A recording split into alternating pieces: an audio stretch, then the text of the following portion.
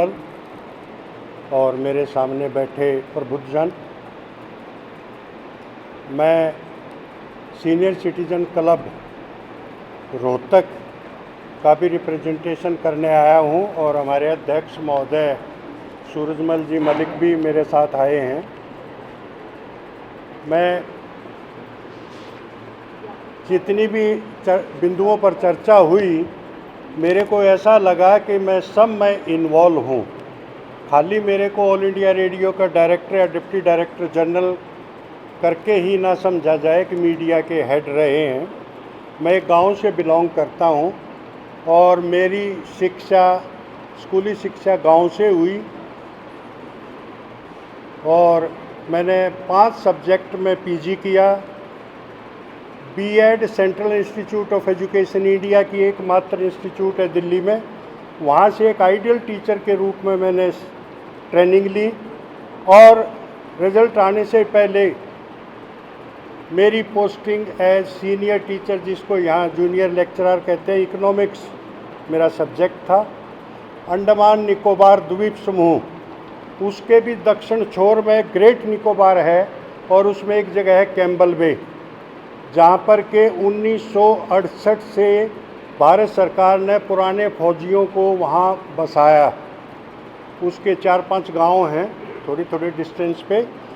उस स्कूल में मैंने 3 वर्ष तक अध्यापन का कार्य किया और मेरे को बहुत सारा अनुभव, क्योंकि वहाँ पर पंजाब के, यूपी के, आंध्र प्रदेश के, महाराष्ट्र के और लोकल तो वहाँ थे नहीं और कुछ उन्हीं को लोकल कहते हैं, जो पुराने फौजी वहाँ एक सर्विसमैन बसाए गए, उनके बच्चे वहाँ पढ़ते थे और उनकी अलग अलग मातृभाषाएं थी और मेरे को भी उसका फ़ायदा हुआ। मेरे को पंजाबी तो मैं पढ़ा हुआ हूँ, पंजाबी मेरे टाइम में यहाँ पढ़ाई जाती थी और उसके अलावा मेरे को तमिल सीखने का मौका मिला, बंगला सीखने का मौका मिला, तेलुगु सीखने का मौका मिला, तो एक अच्छा अनुभव मेरा वहाँ रहा।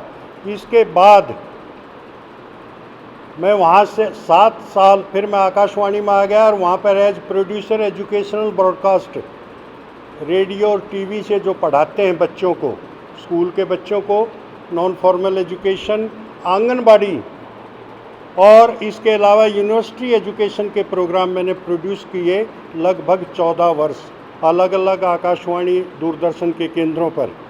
और उसमें आकाशवाणी रोहतक भी मेरा 2 साल का अनुभव रहा। कि ये मैं इसलिए बता रहा हूँ कि मेरी जो बैकग्राउंड है, फिर मैंने 7 साल के बाद 5 साल मेरा, जिसको आजकल छत्तीसगढ़ का बस्तर ज़िला बोलते हैं, जिसको नक्सलाइट एरिया बोलते हैं, वहाँ मैं 5 साल as producer educational broadcast Akashvani Jagdalpur में रहा और विशुद्ध रूप से ट्राइबल एरिया है और उस समय वो मध्य प्रदेश का हिस्सा था, बाद में छत्तीसगढ़ बन गया। और आपको जानकर बड़ा आश्चर्य होगा कि बस्तर ज़िला एक ऐसा ज़िला था देश का जो 3 दिशाओं में 3 स्टेटों से घिरा हुआ था, महाराष्ट्र, आंध्र प्रदेश और उड़ीसा। ये सब इसलिए मैं थोड़ी सी जानकारी देना चाह रहा हूँ। वहाँ भी मेरे को अलग अलग तरह के मेंटल लेवल के बच्चों को मीडिया के माध्यम से उनकी संस्कृति को जानने का मौका मिला। मैं गोहाना के पास मेरा गांव है, गांव में 8 तक का स्कूल था, वहाँ पढ़ा। हरियाणा पब्लिक स्कूल गोहाना से मैट्रिक की। मैं हमेशा 5वीं क्लास से लेके और एमए तक मैंने स्कॉलरशिप लिया नेशनल। गांव विशुद्ध रूप से खेतीबाड़ी की हुई, हाथ मेरे सब खराब हैं। कहने का ये मैं बता रहा हूँ आपको, मेरे पिताजी आर्मी में ऑफिसर थे और 4 मेरे भाई बहन थे। जिम्मेदारियाँ बहुत थी, खेती करते थे, पढ़ते थे। ये मैं इसलिए बता रहा हूँ कि एजुकेशन प्रोसेस केवल शिक्षक और शिष्य की इंटरेक्शन ही नहीं है, साथ में अभिभावक जिसको कहते हैं, समाज जिसको कहते हैं। थोड़ी सी हरियाणा की बैकग्राउंड मैं बताऊँ, 1927 में एक मीटिंग हुई, गांव रोहना है यहाँ पे, खाप पंचायतों की मीटिंग हुई और ये निर्णय लिया गया कि समाज को आगे बढ़ाना तो शिक्षा देना, जैसे कि चर्चा की गई, अनिवार्य, फ्री और गुणवत्ता की शिक्षा देना, ये बहुत ज़रूरी है, जो कि कोठारी कमीशन ने कहा। उसके बाद मुदालियर कमीशन आए, सेकेंडरी एजुकेशन की बात की, जाट संस्थाओं की स्थापना की गई। उस निर्णय के बाद हमारे सोनीपत जो रोहतक जिला था उसमें वहाँ पे गुरुकुलों की स्थापना की गई और उन गुरुकुलों ने इतना बढ़िया रिजल्ट दिया। गुरुकुल कानपुर जो आजकल विश्वविद्यालय लड़कियों के लिए स्थापित किया गया, और गुरुकुल भैंसवाल वो लड़कों के लिए था। बहुत बड़ी बड़ी हस्तियाँ यहाँ से पढ़ के निकली।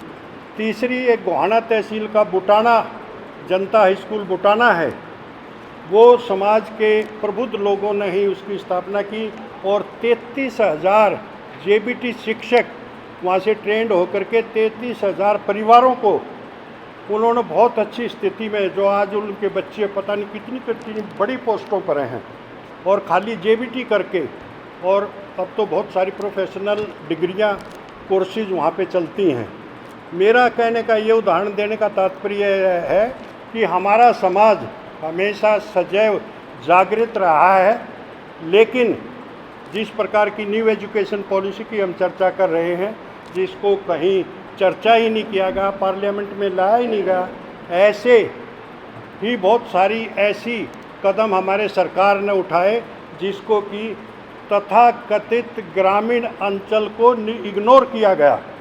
और शहर तो हमारे, मैं बड़ा सॉरी किसी की फीलिंग ना हर्ट हो, शहर के लोगों ने, ज़्यादा पढ़े लिखे लोगों ने जो समाज का अहित किया है वो अनपढ़ आदमियों ने नहीं किया है। इसीलिए पढ़े हुए लोगों से कढ़े हुए लोग ज़्यादा समाज को जो है कंस्ट्रक्टिव स्टेप में लेके गए हैं। इन चीज़ों पर किसी की मैं भावना को ठेस नहीं पहुंचाना चाहता। जो जो हम ज़्यादा शिक्षित हुए, जो जो हम बेईमानी, भ्रष्टाचार, झूठ बोलना और लोगों के साथ धोखाधड़ी करना, ये बहुत कड़वी सच्चाई है। तो इस तरह की एजुकेशन पॉलिसी जिस पर लोगों की राय ना ली गई हो, जो हमारे जनप्रतिनिधि हैं संसद में उन पर चर्चा नहीं की गई हो, तो ये बहुत बड़ी बेईमानी है हमारे समाज के लोगों के लिए। और हम अगर प्राचीन संस्कृति पर भी गर्व करते हैं तो उसकी अच्छी बातें लीजिए ना। आपस में लड़ाई झगड़ा क्यों करवाते हैं हम? ये लोगों की भावनाओं को क्यों भड़काते हैं? ये हमारी एजुकेशन का ही परिणाम है। ये एजुकेशन, हम बायस्ड एजुकेशन देते हैं, कहते तो हम ऑल राउंड डेवलपमेंट करते हैं एक बच्चे की। किस तरह की ऑल राउंड डेवलपमेंट है?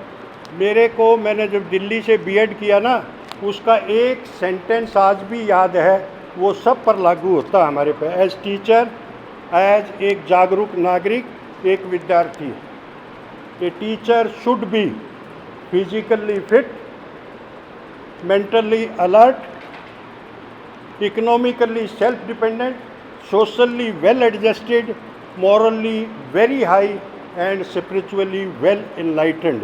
इसे ज़्यादा कहने की कोई ज़रूरत नहीं है, सब कुछ उसमें कवर आ गया है। इसको आप कितना ही लंबा कर लो। आपने मेरी बातों को सुना, बहुत बहुत धन्यवाद।